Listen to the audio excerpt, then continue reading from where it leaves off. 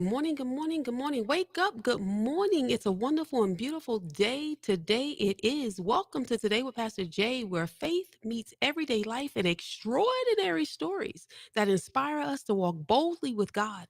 I am your host, Pastor Geraldine Denny, and today we're soaring to new heights, literally and spiritually, with Everett Aaron, the visionary behind Judah One Aviation, the world's first Christian airline. So let's dive into a story of faith, flight, and following God's call. So, Avery, I just want to welcome you to the show. Let's start with your story. How did God give you the vision for Judah One? Well, Pastor Gerald, thank you so much for having me on the show. I'm excited to be here with you. And it's really quite a story how Judah One came about because in 1994, I was actually at the airport in Louisiana, where that's where I'm from originally. And I was out there praying one evening, just seeking the Lord on some things. And there was a large airplane that was pulled up there. It was picking up the local football team. It was an old Boeing 727. And while I was sitting there staring at it, the next thing I knew, I had a real Old Testament vision, just like they had, like I said, in the Old Testament. So instead of one airplane, I saw hundreds of these planes lined up as far as you could see. They were full of food, Bibles, medical supplies. I could see the crews moving around on the board the aircraft. Aircraft engines were running, and in front of each aircraft, pulled up to the doors. Instead of having jetways like we have today, they had the old style drive-up doors. I mean, drive-up stairs. And in front of each one of those stairs were husband and wife teams lined up, and I was super excited. I could feel the joy of the Lord because I knew these people were going to go into the world and bring life to people and help them with salvation. I was so excited about it. But as I kept standing there, actually staring at that, I watched, and the people didn't move. They just kept standing there and not getting on board the planes. And that extreme joy that I felt turned into an extreme grief, and I began to weep violently. And I asked the Lord, I said, Lord, why won't these people get on the planes? People are going to die physically and spiritually if these people don't get on board the aircraft and do what you've called them to do. And the Lord said, Everett, none of these people. And when he said none of these people, I knew it wasn't just the missionaries, it was the pilots, the crews, the maintenance people, anybody associated with this can do what they're called to do until you get the aircraft. This is my call on your life. And that's when and how Judah One was born. Wow. So, what Mm. was your background before launching this ministry? Well, I actually have a double major in college. I have aviation and radio, TV, film. So I like making movies and I like flying airplanes. So I've always loved flying. I do not have any military background or commercial airline background. I just love flying. Did you ever imagine that aviation and missions would come together like this?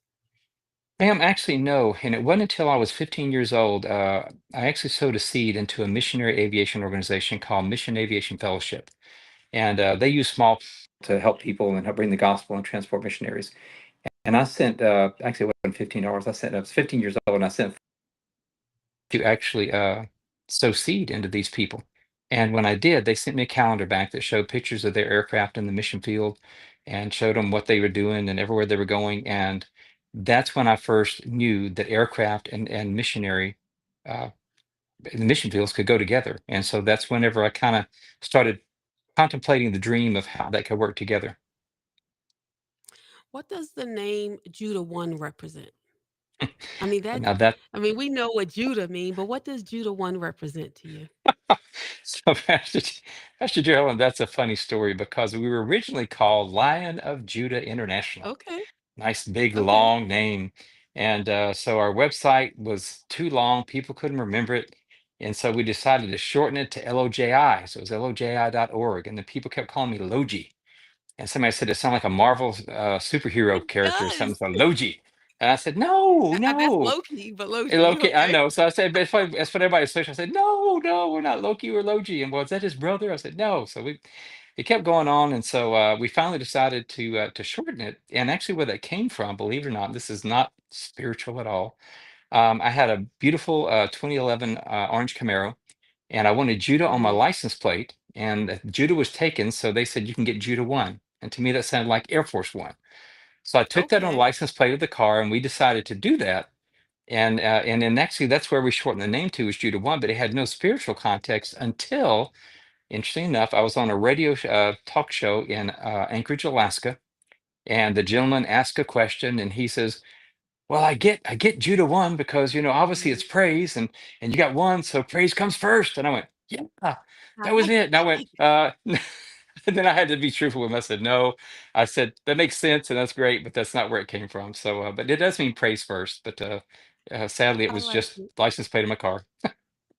Was there ever a moment where you, doubted the vision that God has given you? Oh, yes, ma'am. And that's something I want to encourage people that are listening on the show to never give up. But there are Mhm, times that it comes whenever you're believing God for this. And of course, having an airline, our big plane seats 136 people. You're looking at $12,000 an hour just to fly that thing. And so the costs are just exponential on any planes and doing this. And there are many times that we've tried to start this. And of course, I always mhm. thought God needed my help. So I had to help Oh, him yeah, out. You know, yeah, God, he's of got to have course. some help. Yeah, yeah, so yeah. so I tried to help him, which unfortunately delayed things. But then yes, we encountered many obstacles, Mhm, and there are a couple times that sometimes I'd just be on my face on the floor, and sometimes I'm just being transparent, even balled up on the floor in a fetal position, just weeping before the Lord, going, God, I don't know what to do. Because it just becomes so insurmountable. But then God comes through. And we have watched God supernaturally move for us and open doors. And of course, now we're here in Florida and we're seeing God just move more so in our lives than we've ever seen before. so how did he just confirm the vision over and over and over for you? And it's interesting because there, like some of the times whenever we've doubted, we have partners that sow seed into Judah One. And there's a gentleman, and I'm not gonna call his name on the radio, but and I've never met him. I don't know who he is, but Mhm, he sends every month. That man sends $1.25. He sends $2. He sends $3. He sends $1.50. And there's another lady that sends $5.05 every month. And that's to buy $5 buys a gallon of jet fuel, averagely speaking. And so that's what she sends is $5 a month to buy jet fuel for the airplanes. And Pastor Geraldine, there are people like that that God would confirm over and over whenever we would want to give up. We'd get that little ding in our email from PayPal that gentleman had sent $1.25. And then we'd have missionaries that we did work with do disaster relief, and they would thank us, or our mhm. wounded warrior that we would fly, or make a wish child that we'd fly. And they would thank us profusely because of what we were doing. And it was like, oh my gosh. And you think, God, if these people still believe in us, if this gentleman that sends a dollar something every month, I say, God, if he's faithful to do that, we can't give up on this, Lord. We can't give up. All right, guys, don't go anywhere, don't touch that dial. You're going to hear more about this inspiring story when we come back from the break. Welcome back. Welcome back. And we are still listening to Everett Aaron from Judah One Aviation. And he's been sharing this inspiring story, how the Lord has just have been using him. And I'm so excited. So tell us about the mission of Judah One. This is a powerful mission, a Christian ministry, a Christian airline, one like it. And so what sets you apart from traditional airlines or mission organizations? Well, first of all, we do operate large aircraft. Now, there are other ministries. Well, I say ministry, there's a ministry that operates large aircraft. Samaritan's Purse, they have a big DC-8 and then also a 757 that they carry cargo with theirs, which we carry passengers and not so much cargo yet, although we're working on some cargo planes. Hmm. But man, what sets us apart is, our slogan for Judah One is your hands, God's love, and our wings. And as it states, it is literally it's the hands of the people who are carrying the gospel, whether it be an evangelist or whether it's the missionaries that are going to the Congo or to South America or here in the States to Native American tribes, wherever they're going to, and it's their hands, and of course it's God's love. We're all these hands are carrying God's love in the mission field. And what we've noticed is that missionaries have such a difficult time traveling on traditional airlines. When they travel on the airlines, their cargo gets lost. And these are statistics that I looked up whenever I had the privilege of teaching at Oral Roberts University for a season.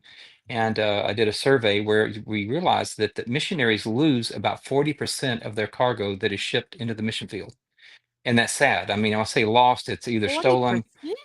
40% of it, ma'am, 40%. It's crazy. And it's not really lost. Most of it is stolen and then tried to be sold on the black market. So it's not good. So Judah One, we transport all of their cargo with them at the same time we go. Our very first trip we did with a large plane, we carried 8,500 pounds of food to take into Nicaragua, and we fed 65,000 families with that food that we carried in. and all of it arrived at the same time. We got them into the onto the airport, unloaded all the cargo, unloaded the team, and had them out in the mission field in 45 minutes from landing Wow. at the airport, and that's impossible. So in the natural, but God gives us favor, and then because of Judah One and the way we operate, we're not a traditional airline like Delta or American, where you can call up and say, "Hey, I want to buy a ticket and I want to fly on your plane." We either have individuals that come along with us on mission trips, or if your team wants to go, then we look at the possibility of taking your entire team into the mission field. So that's kind of how we differ from a traditional airline. I know there have been powerful stories, story after story, from the field. But I know there's been a moment where you saw God move through one of your flights. Can you share one of those with me? Oh, yes, ma'am. I think one of the most poignant ones was one that I think my wife had shared with you whenever we spent time together a couple weekends ago. And that's little Maverick. Maverick is a Make-A-Wish child. And as your listeners know, Make-A-Wish children are children who are diagnosed with a terminal illness of some sort. Most of the time it's cancer, but it's different things. Maverick, on the other hand, was born with issues with, uh, I mean, born with like his heart was on the outside of his chest and all these massive issues with him. So when we met Maverick, he was just, I think he was 5 years old, and he had a feeding tube, a um, uh, breathing machine because he cannot breathe on his own, couldn't eat, and his goal, what he wanted to do before he passed away, was to see Mickey Mouse. He wanted to go to Mickey Mouse, so that meant he wanted to go to Florida, here in Orlando. So, and he lived in Montana in the mountains. So we made arrangements and we took our twin engine Cessna 421 and we flew up to uh, to Montana. We picked him up and then flew him down here down to Orlando to see Mickey Mouse. Now the supernatural thing was, as I stated, Maverick was on a feeding tube and couldn't breathe well. Now when they stopped in Tulsa, which is where we're at the time, and we got to meet him personally on the way down because they had to stop, recharge his breathing machine, and refuel the aircraft and things to make it on down to Florida.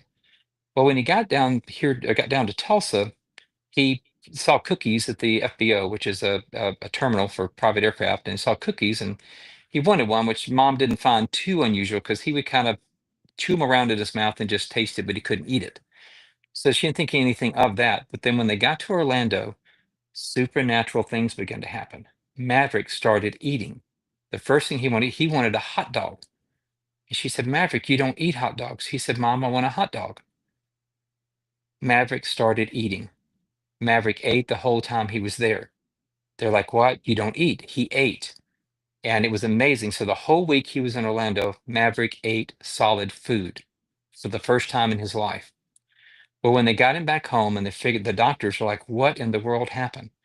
They found out that Maverick, by us taking him down there, God has supernaturally healed him, and had some of it had to do with altitude. Maverick has since is supposed to be dead in just a year or so. Maverick is now 15 years old, very much alive, no breathing machine, eats regular food, and is doing quite well. So God supernaturally healed Maverick, and there are others that we've had Just from the flight, supernatural huh? just from the flight. Yes, ma'am. You mentioned your wife. How has your family been involved in the mission of Judah One? Oh my gosh, I wouldn't be here without my wife. I really wouldn't. Kathy is she is everything to me. I'm next to Jesus, and then my wife and my kids, but my wife is everything to me. My wife is a prayer. Okay, I mean, a real full-blown Hmm. prayer.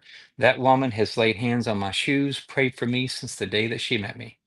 And so she has believed in me. And actually, we had only been on 2 dates, and that woman sowed seed into Judah One before we ever had an airplane, before we ever did anything.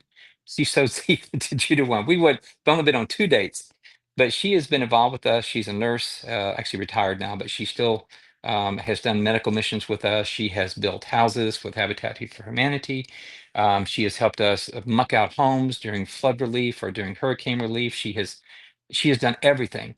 And then, so our whole family's been involved in what we're doing. Two of my boys have done maintenance work on aircrafts with us and things of that nature. So our whole family has supported us all the way through. So we love that. What has been some of the biggest challenges that you have faced in launching and operating a Christian airline? You probably got a Okay, long, that's a you probably good. have a long I've got laundry a list of long that. list, but we're going to run out of time before we get into that. So some of the biggest ones, obviously, starting an airline, the FAA is very much involved in that, and they do so because of safety. That you flying big airplanes, you want to be safe in those things. I know people see things in the news all the time of big planes crashing and stuff of that nature. And sadly, most of it comes from aircraft not being maintained properly. It's not the fact of the airplanes just being bad aircraft. It's the planes are not maintained, or you have sometimes bad pilots.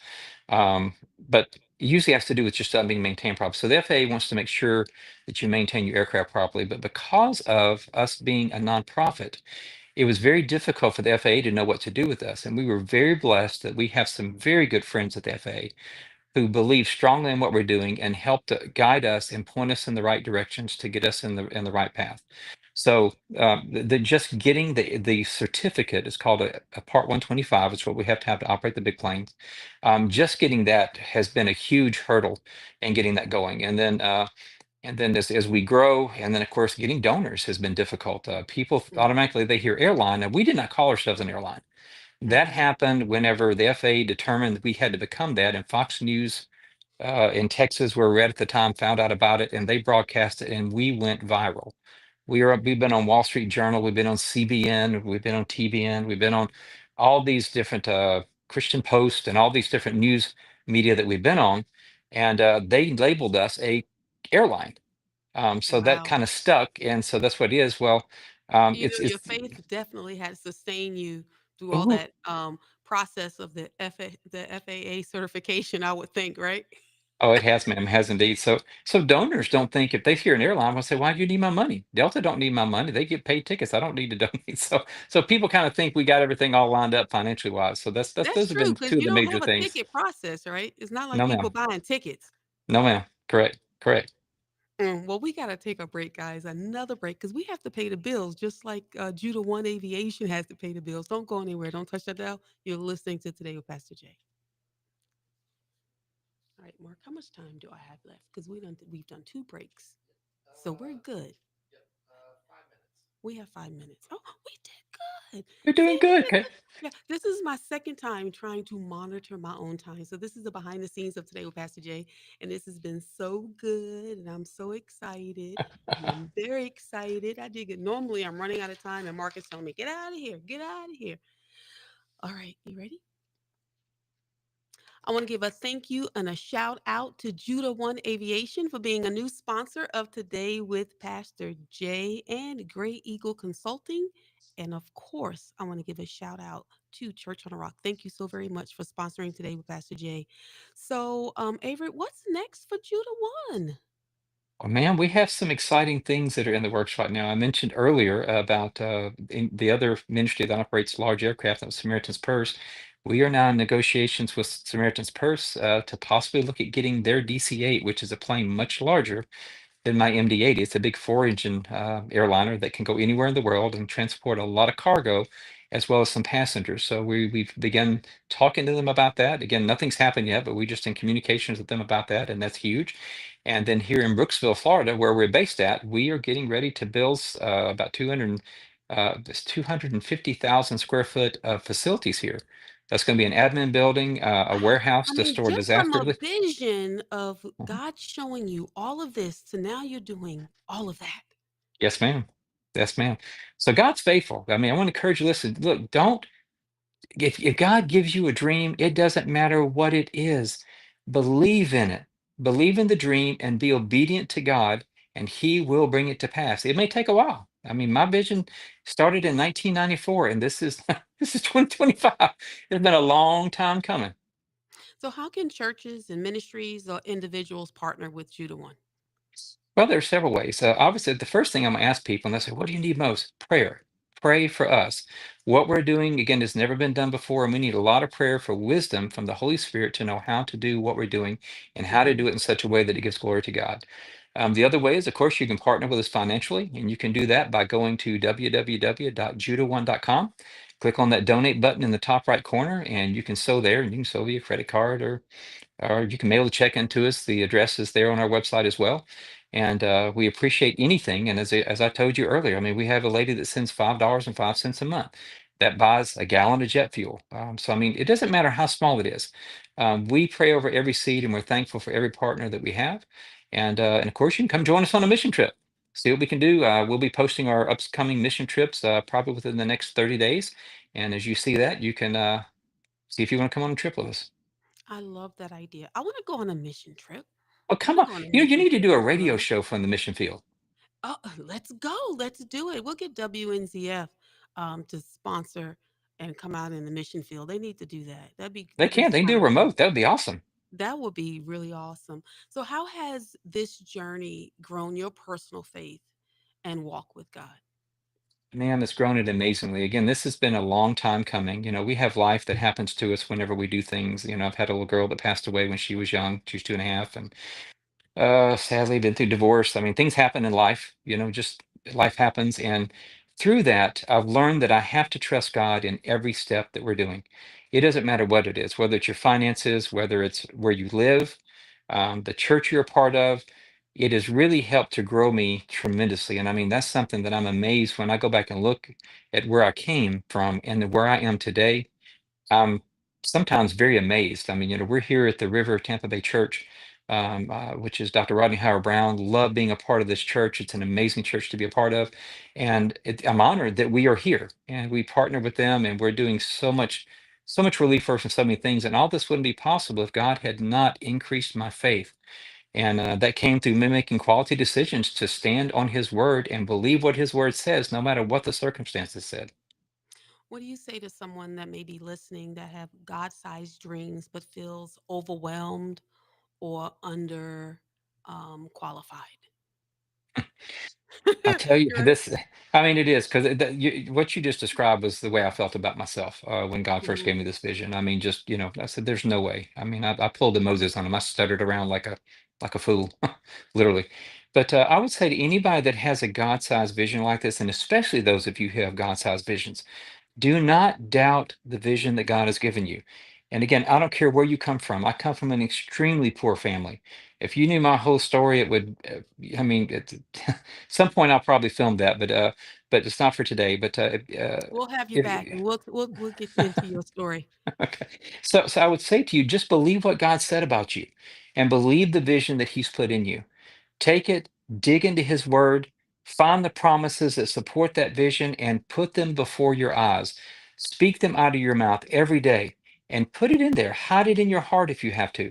God will highlight people that have faith and that you can share it with, but don't just blurt it out to everybody because there's some people that are going to call you stupid. But it Mhm. doesn't matter. Just keep believing God, keep doing what He's called you to do, and He will bring it to pass. That is His promise to you. Well, thank you so very much, Everett. I appreciate you. And what a powerful reminder today from you and what you've been doing with Judah One, that when God gives you a vision, He'll give you the wings to carry it, whether it's Yes, across ma'am. the street or across the world. We're all called to definitely go. So Yes, we ma'am. know that yesterday's gone, tomorrow's not promised. What Mhm. are you going to do today? Ask God today, where are you sending me? It might not be on the plane, but it will be on purpose. Step out on faith, even if you don't see the runway yet. God bless you. Have a wonderful and blessed day. All right, that's it. Thank you, Everett. I appreciate you. Thank you, Pastor Joe. And this is, I love your show. This is Thank amazing. This you. is amazing. I Wait till pray you God's hear it with blessings all the over you for this. intros and the outros. It's going to be kind of cool. I'll send you the finished product. God bless you. And we're going to have you back because I want you to share your testimony. I really want you to share your testimony, how you went from dirt to flying. Yes, ma'am. That's a good one right there. I like that one. You I know, like that one. from Can I dirt to use flight, that? I love from it. dirt to From dirt. flight, Yep. from dirt to flight. Yes, ma'am. Love That you, could be the Pastor title of Jay. your book. I love